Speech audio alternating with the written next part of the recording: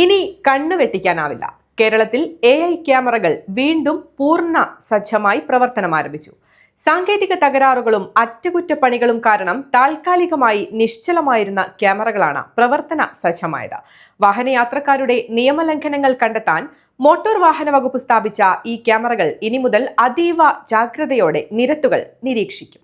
Valluvanad news നിങ്ങൾക്കായി അവതരിപ്പിക്കുന്നത് Jam June Hypermarket, exceeding expectations. Atlas Fashion, KSRTC bus സ്റ്റാൻഡിന് സമീപം, പാലക്കാട് റോഡ്, പെരിന്തൽമണ്ണ.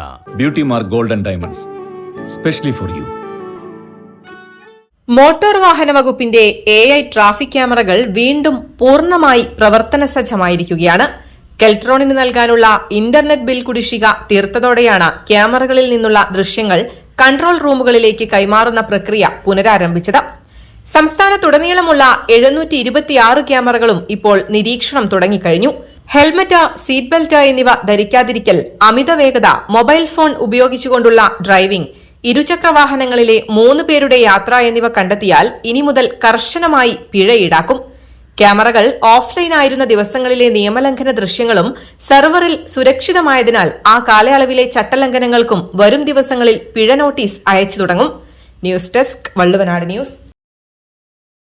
നമ്മുടെ ബന്ധങ്ങൾക്ക് നൽകാം സുതാര്യതയുടെ പൊൻതിളക്കം. Beauty mark gold and diamonds, specially for U.